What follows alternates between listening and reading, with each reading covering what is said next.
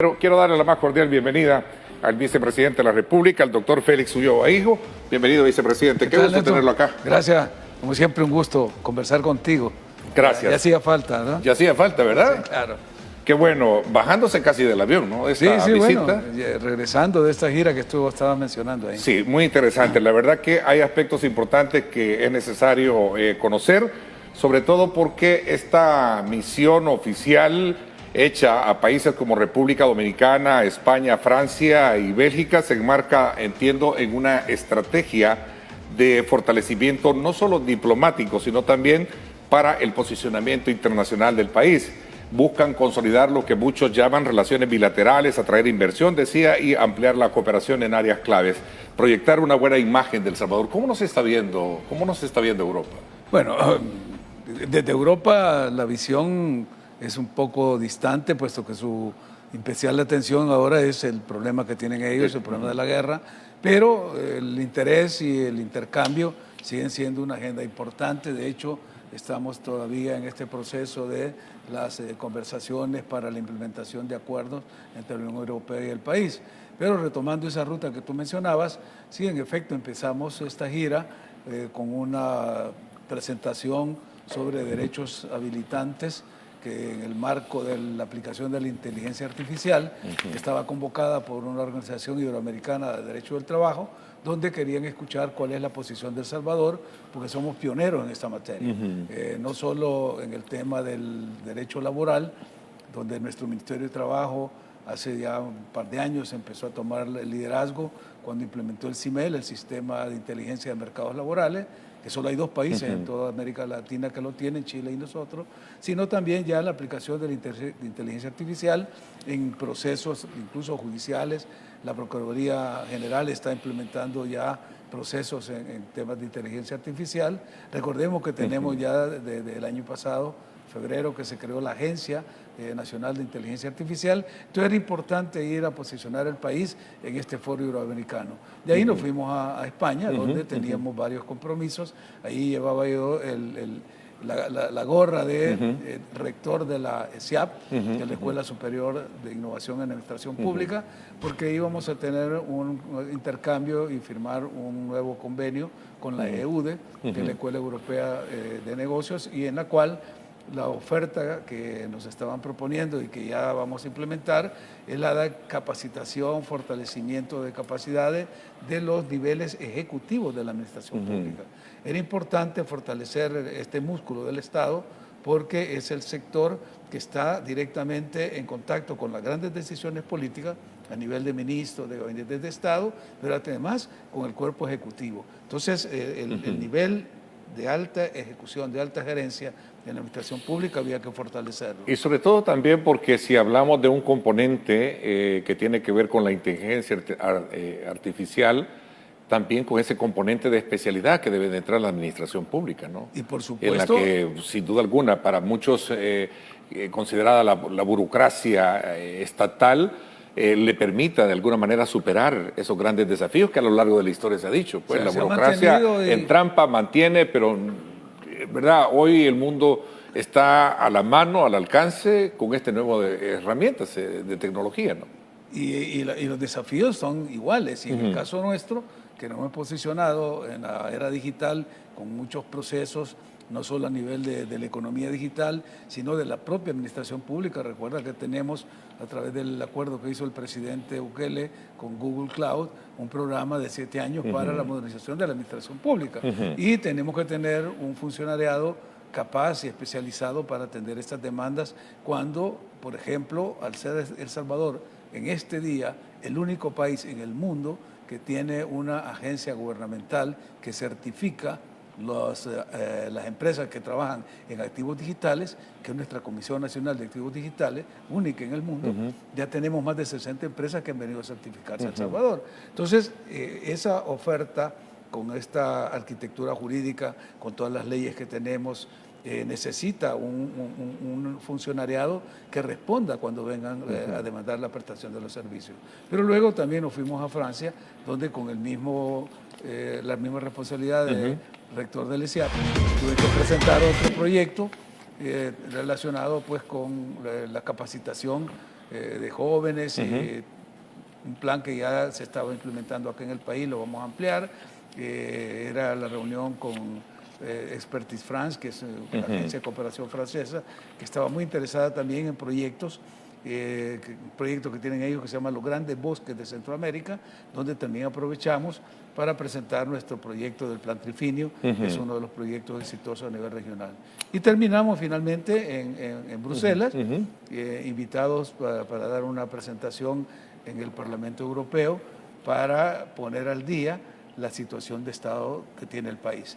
Porque como tú decís, el propósito de toda esta gira, como tú ves, es presentar ese nuevo país, ese nuevo rostro de ese país que está siendo una ventana de oportunidades para muchos inversionistas que están buscando lugares donde no solo haya la seguridad física, sino la seguridad jurídica, dos factores que El Salvador le está ofreciendo ahora. Pero como plus también, ¿verdad?, la estabilidad económica, la estabilidad política y la estabilidad social. Son tres características que buscan los inversionistas, porque en países donde la inflación se dispara, pues no les conviene invertir. Y hay en El Salvador ahora una de las tasas más bajas de inversión en la región, donde hay inestabilidad política tampoco, o donde hay conflictividad social, de huelgas, etcétera. Esas tres características las tiene el país en este momento. Ok, interesante. Voy a quizás, en resumen, a colocarme en lo que sucedió en Bélgica, sobre todo en esa reunión con este grupo de conservadores y reformistas, ¿no? Es una de las fracciones que del existen Parlamento, en el Parlamento. del Sí. Parlamento, Pero ¿cierto? vimos a todas las fracciones. Porque la titularidad con la que la exposición que se hizo es que el caso de El Salvador, de la lucha contra el crimen al crecimiento económico, que es el punto neurálgico de lo que se ha venido hablando mucho del país. Cómo hemos logrado trascender de ser un país visto como número uno en criminalidad, ahora un país diferente. Sí, y realmente cuando se les explica a ellos que hubo que hacer todo el esfuerzo para garantizar la seguridad ciudadana, para eliminar de raíz la violencia estructural que tenía al Estado como un Estado fallido, donde el Estado no ejercía soberanía en las comunidades, donde la dictadura de las pandillas era la que se imponía, donde habían pérdidas de vidas constantemente cada día, para pasar a lo que somos ahora, un país donde la tasa de homicidios se ha bajado al mínimo. Somos el país más seguro de todas las Américas, de todo el hemisferio occidental. Tenemos esa estabilidad que genera la confianza en la inversión. Entonces, les decía, la línea, el banderillazo lo dio el presidente Bukele en el discurso del 1 de junio de 2024, cuando dijo: hemos logrado el milagro de la seguridad, ahora nos toca el milagro del crecimiento económico. Y esa ha sido toda la apuesta en este segundo mandato. Él lanzó su plan de desarrollo económico de 6 etapas. Estamos en la tercera, las hemos explicado cada una de ellas. Y eso le permite a los inversionistas tener la visión de qué país están ellos interesados en intervenir y la atracción que hay en áreas como el turismo. Por ejemplo, el turismo en España es una de las fuentes más importantes de ingresos. Claro. Y hay un asocio con algunas empresas turísticas, hoteleras. Mucho que emular, todo. mucho que acopiar mucho que traer como modelo también, ¿no? Y a ellos les interesaba bastante porque les decía yo, en nuestra lista que presenta Invest, que recuerda que tenemos esta agencia del Estado, de promoción, gobierno, de promoción de inversiones, la primera oferta es el nivel de turismo. Porque si es cierto que hemos crecido, somos el país que más ha crecido en toda América en el tema de turismo, tenemos esa cifra récord de más de 4 millones de turistas con lo que terminamos el 2025, todavía nuestra oferta es bastante deficitaria. Lo vimos hoy en este concierto de Shakira, que no había un espacio libre para poder acoger a los más de 160,000 turistas que atendieron estas presentaciones. Y además de la oferta hotelera, tenemos una oferta culinaria, esto ya es transporte. Eso es esto ya es ir hablando de lo que en su momento se ha emulado pasamos del milagro de la seguridad a hablar del milagro económico. A conseguirlo, ¿no? Y en esa línea es donde se ha trabajado, y por eso es que el fortalecimiento de la seguridad es la base, es la garantía para poder dar ese paso. Hay, hay digamos, reciprocidad para poder comprender realmente el desafío que tiene ahora El Salvador, siendo un país que antes se calificaba como la capital de los homicidios. Mira, decir, hoy el Salvador necesita, bueno, Europa siempre ha sido un país cooperante, ¿no? de muchos aspectos para países como los nuestros. ¿Realmente entienden este proceso desafiante que tenemos ahora como país? Bueno, lo que pasa es que cuando hablamos de Europa tenemos que hacerlo en dos niveles. Centrándome en la visita de estos países en particular. Es que una cosa es la región de Europa, o sea, la Unión Europea, con la cual mantenemos un diálogo permanente, con la cual hay temas específicos de interés. Por ejemplo, el mercado regional de energía es un tema que lo tienen ellos muy presente, hemos trabajado mucho en ese desarrollo, o el tema del metrocable, en fin, hay varios temas a nivel de Unión Europea. Luego vamos a las relaciones bilaterales con cada uno de los estados o con aquellos estados con los cuales queremos potenciar el intercambio. Por ejemplo, yo les explicaba que según los datos del Banco Central de Reserva, nuestro principal socio en la inversión directa foránea o de externa es España. Sí, entonces me decían, pero que no es con Estados Unidos. No, les decía, es que estamos viendo a nivel de la inversión directa, internacional o externa. Y esa, le decía, España es el que este momento ha hecho mucha más inversión directa. Claro, con Estados Unidos mantenemos una relación comercial, es el segundo socio comercial más importante de nosotros, porque el primero es la región centroamericana, pero les decía, queremos fortalecer estos vínculos, porque no solo en el tema de turismo, España tiene aquí mucha presencia en los temas de la energía renovable, la energía solar, ahora está participando en grandes proyectos de infraestructura, como el viaducto de los Chorros, como la construcción del nuevo aeropuerto. Entonces hay toda una posibilidades para que España se presente acá como un socio importante. Ok, tenemos también la visita que se hizo a República Dominicana, que es bien importante. Voy a hacer una pausa, regresamos hablando un poco de ello y también hablar ya de esa agenda de país que se tiene, el plan Trifinio y sobre todo también este programa Rehabilitarte, que tiene un componente social que me gustaría aprovechar su presencia, vicepresidente, acá en el programa para hablar precisamente de los ejes de acción que tiene este programa. Vamos a la pausa, gracias por estar con nosotros. Bueno, el siguiente segmento, gracias a Sanlet, vamos a continuar nuestra conversación con el doctor Félix Ulloa, hijo, vicepresidente de la República, con quien estamos hablando acerca de todo el resultado de esta misión oficial hecha por algunos países en Europa, así como también República Dominicana. En el caso de República Dominicana hubo un compromiso de exposición en el Congreso Internacional de Derechos Habilitantes y Nuevas Fronteras Jurídicas. Ahí hablábamos precisamente del tema de cómo la tecnología también es importante mantenerla vigente en una agenda como tal, pero también de las relaciones bilaterales de gobierno, ¿no? Sí, claro, mira, básicamente la visita también tenía como propósito actualizarnos en el tema de la agenda regional. En este momento República Dominicana tiene la presidencia pro tempore del sistema, del SICA, y en esa condición me reuní con la vicepresidenta, con Raquel Peña, la invitamos a venir al país a reactivar el foro de los vicepresidentes de SICA para empezar a retomar de nuevo ese diálogo que está bastante irregular. Todavía no hemos logrado ponernos de acuerdo en la elección del secretario general, pero también me reuní con el canciller, con el cual, además de ver el tema del SICA, estuvimos viendo el tema de Haití, porque Haití para República Dominicana es un tema casi de seguridad nacional, y hablamos de toda la posibilidad de colaboración que El Salvador puede brindarle tanto a República Dominicana como a la República de Haití, y nos comprometimos para poder dar esa asistencia, ese intercambio. De hecho, nos agradecieron ya la presencia que tenemos con 80 efectivos en la Fuerza Multinacional, el servicio que tenemos de aerotransporte, nuestros helicópteros son los que están movilizando en un sentido estrictamente humanitario, porque eso me dijo cuando hablé con el presidente en la ocasión que íbamos a usar esos helicópteros, decirles que va a ser como una especie de Cruz Roja aérea, me decía, para que sean usados no en acciones militares, sino en acciones de tipo humanitario. Y de hecho, ya yo voy para a atender a la toma de posesión del presidente de Chile.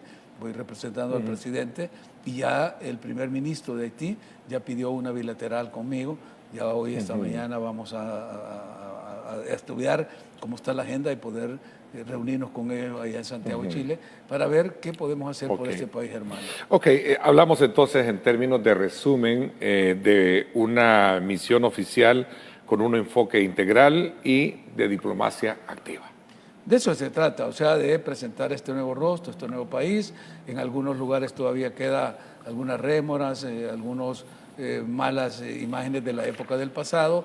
Todavía hay sectores interesados en hacerle daño a la imagen del país, pero cada vez esa narrativa va perdiendo fuerza. La gente va comprobando a través de los hechos. Solo para contarte una anécdota, mi primera reunión en París fue con un senador que el interés de él es porque el día de ayer llegó a El Salvador y viene con una delegación importante de empresarios. Yo lo voy a recibir mañana en el despacho. Eso te indica que el interés para venir a ver lo que pasa en el país trasciende a lo que es una narrativa que algunos sectores que han quedado todavía por ahí pueden estar tratando de empañar la imagen del país. Pero la realidad se impone, la gente está interesada, ven la opción de un país seguro, un país estable. La realidad se impone frente a esas dudas que en su momento ellos tienen. Que todavía quedan, pero son remanentes muy irrelevantes. A ver, detrás de todo esto existe el proceso de transformación que lleva el país, pero también la percepción como ellos lo toman. Y eso queda invalidado a partir de cómo la visita que él va a hacer el día de mañana. Entonces, ellos ya están acá, ¿no? Este grupo de congresistas. Es un grupo que viene dirigido por o sea, que vienen a ver la realidad del país, cómo está. Y están interesados, además vienen a invertir, es decir, a buscar espacios de inversión, nichos de inversión. Es decir, el país se está volviendo atractivo y la gente quiere ir in situ a verificar todo lo que se dice. Ok, interesante, porque comenzamos hablando de eso. La pregunta fue cómo nos está viendo Europa, y obviamente parte de la gira concentrada en los países que se visitaron, claro, ¿no? Y es así como se ven las cosas. Pero acá en el país hay eventos importantes, hay una agenda donde se trata de visibilizar el proceso de transformación dentro de lo que es el sistema penitenciario. Este programa de rehabilitarte, me gustaría conocerlo, porque creo que es parte de un énfasis o un componente social que se le está dando, ¿no?, a sectores de alguna manera que están siendo importantes dentro de la agenda de gobierno para poder ejercer ese cambio que el país necesita, ¿no? Claro, es que fíjate que esta fue un reto que nos propusimos allá por el 2022, cuando fui a presentar el segundo informe voluntario de país al Foro de Alto Nivel Político de Naciones Unidas en Nueva York, y tuve la oportunidad de conversar con el secretario general.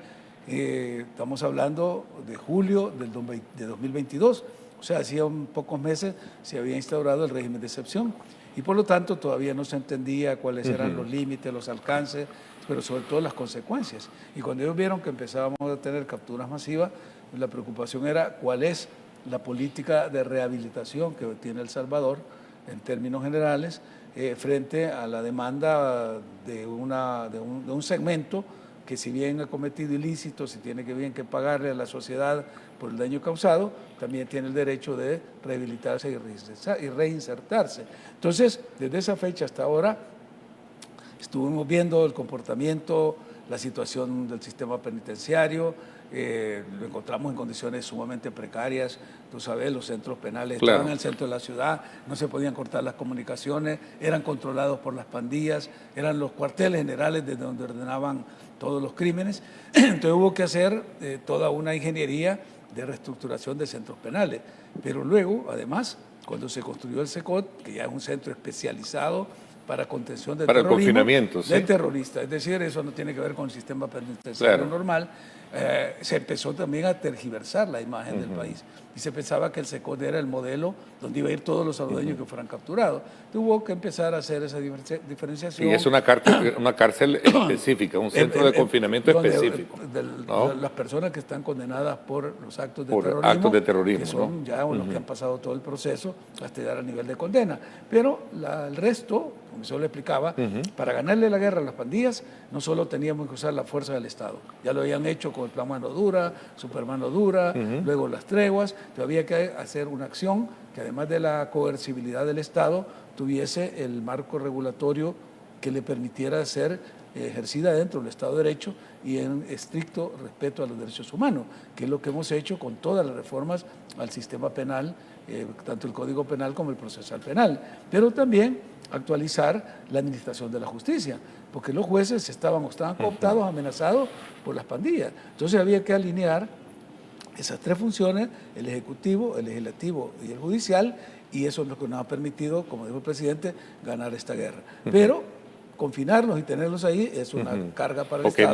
No solo el componente de coerción, de mano dura, sino que también, en este caso, de mano amiga, ¿no? Y de la rehabilitación, como una política de Estado, que es lo que estamos viendo con el programa. Que es un componente constitucional también, ¿no? Que le confiere al Estado. Y es una obligación que tenemos. Obligación constitucional. Del Estado para aquellas personas que claro, sabiendo quiénes realmente pueden entrar en esa dimensión. Es que está definido por el mismo proceso. Es decir, una persona que está condenada a 300 años de cárcel no va a entrar en el programa de Rehabilitarte. Pero una persona que cometió un delito menor o que ya va a cumplir la pena y va a salir, tiene el derecho de reinsertarse. Y para eso los programas que tenemos son maravillosos. La gente viene y pide visitar la granja, los centros donde se está haciendo la producción de uniformes, de pupitres, de carpintería, pero no se había descubierto esta parte que es la que estamos poniendo nosotros en el programa Rehabilitarte, y es la producción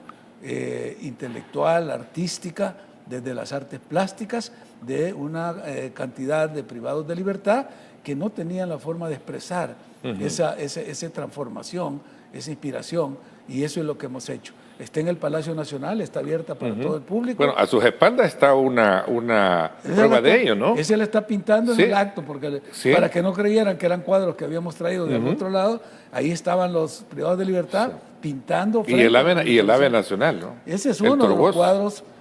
Pero hay una exposición que recoge todas las técnicas, incluso me llamó mucho la atención la de una balletista, porque esto es una concepción de la escuela impresionista francesa, cuando Degas pintaba a todas las balletistas de París. Están ahí, a ese nivel. O puedes ver arte abstracto, puedes ver arte figurativo, arte natural. Ahí está la mejor prueba, ¿no? Hay una riqueza en la producción que la comunidad internacional que nos acompañó, que hizo el recorrido, se quedaron sorprendidos de ver la calidad de la producción que hay. Es mostrarle al mundo, es mostrar a través de un programa de esta naturaleza de que en El Salvador no solo, digamos, se está trabajando en estimular precisamente el tema, como lo dice su nombre, ¿no? Rehabilitarte, ¿no? A través del arte. Porque allá te siguen sacando las imágenes del CECOT, de los reos sentados, y esa es la imagen. Que no es la política. Eso es la parte excepcional y está aplicada a las minorías que están condenadas por actos de terrorismo. Entonces, cuando hablas del reo común, a la que se le aplica el derecho común, a la que comete delitos que los comete en cualquier país del mundo, se le aplica este sistema de rehabilitación, tanto para la formación artesanal, en oficios como tenemos buenos carpinteros, buenos torneros, buenos panaderos, buenos sastres, en el sistema penitenciario. Que forman parte del programa Cero Ocio. Es que el programa Cero Ocio es un programa integral. Rehabilitarte es parte del programa Cero Ocio porque va dirigido a la producción intelectual, artística de un sector de privados de libertad que tienen ese dote artístico y que no se les había dado la oportunidad de expresarlo. Bueno, y sobre todo porque muestra a un sistema penitenciario que puede convertirse en ese espacio de formación y transformación real, de lo que usted decía, es decir, que aquellos que a lo mejor tienen una percepción diferente allá afuera, vean que en el país también existen proyectos que verdaderamente tienden esa mano contemplativa para quienes de verdad quieren rehabilitarse, porque hay otros que no quieren rehabilitarse, que no pueden ya rehabilitarse, ¿no? De todo hay en la vida del Señor. De todo hay en la vida del Señor, ¿no? Definitivamente. Bueno, yo creo que para este año, sin duda alguna, vienen nuevos proyectos. ¿Cómo se ve desde la perspectiva de un vicepresidente el hecho de que entramos a una fase bastante complicada? Hoy creo que ya su visita en Europa ya estaban los efectos per se de lo que estamos viviendo en el mundo con esta guerra en el Medio Oriente, ¿no? ¿Cómo enfrentarnos nosotros desde esa perspectiva, ya para ir cerrando el ciclo de la conversación esta mañana, vicepresidente? Bueno, mira, realmente, y lo hemos dicho en varias ocasiones, estamos frente a una etapa en la que va a haber un nuevo orden mundial. ¿Cómo se va a conformar? Todavía es muy difícil, nadie tiene una bola de cristal para saber cómo va a quedar reconformado, pero desde luego el orden que surgió después de la Segunda Guerra Mundial ya no va a ser el mismo. Han transcurrido más de 80 años desde que hubo la conferencia del Yalta. Yo creo que lo que va a resolver este problema es una nueva versión de esa conferencia del Yalta, donde las potencias que tienen la capacidad de dirimir un conflicto o de profundizarlo, tienen que llegar a un acuerdo y a través de ahí darle al mundo otra nueva etapa de tranquilidad, de desarrollo y de progreso, porque hasta el día de hoy todavía no están claros los espacios. Es una lucha geopolítica, geoeconómica, de posicionamientos, de control de recursos, en fin, como toda guerra, aunque tenga motivaciones políticas o éticas, en el fondo siempre tiene un componente económico. Y de eso se trata, de ponerse de acuerdo, porque solo tenemos este planeta. Claro. No hay un planeta B. Entonces, tenemos que saber cómo administrar los recursos y dónde van a estar asignados cada quien, y que los que tienen la capacidad de decisión, como lo hicieron en esta conferencia del Delta, ahí se reunió Stalin, se reunió Franklin Delano Roosevelt y se reunió Winston Churchill. Yo creo que ahora en la foto ya Churchill ya no estaría. O sea, Gran Bretaña, yo creo, estamos hablando no entra en esa foto. Pero esa es la discusión. El factor cíclico de la humanidad que ha venido obviamente trascendiendo. Tenemos próximo también la reunión de líderes latinoamericanos y también de líderes presidenciales en la reunión con el presidente Trump, ¿no? Allá en Miami, claro, ¿no? Y el presidente Bukele ha estado invitado. El presidente está ahí, ¿Por qué? Porque también se trata de buscar otro tipo de consensos, otro tipo de instancias frente a lo que todo el mundo, yo lo digo con mucho dolor, con mucha tristeza, ya Naciones Unidas parece un proyecto agotado. Sí, fue iba a preguntarle eso, porque sé que es un hombre que usted trabajó muchísimo. No, y seguimos iba a preguntar apostando, eso, ¿no? Seguimos apostándole a Naciones Unidas. De hecho, ayer se presentó ya la candidatura Pero se ha quedado corta, me dice. Es que tiene que ajustarse a las nuevas realidades. Hubo mucha burocratización, se quedaron muy contemplativos. El DPKO, que era el Departamento de Peacekeeping Operation, no pudo tener la capacidad de contener conflictos regionales, locales. Entonces, se necesita una reingeniería a nivel de otro organismo o de ese organismo, y ojalá podamos tener, como se ha dicho, una mujer, y se fuera centroamericana como Rebeca Grynspan, que fue propuesta ayer por el gobierno de Costa Rica, fue mucho mejor. Bueno, lástima que el tiempo se nos fue, pero son temas que son importantes abordarlos aprovechando su presencia, y aparte de eso también ese bagaje de análisis que tiene y que en el pasado siempre lo hemos tenido, pero lastimosamente para la próxima vamos a tener esos espacios. Vicepresidente, gracias por actualizarnos con esta visita oficial, esta misión oficial por estos países de Europa, para hablarnos también de este programa importante, Rehabilitarte, que se lleva a cabo acá en nuestro país. Gracias por su visita. Hasta luego.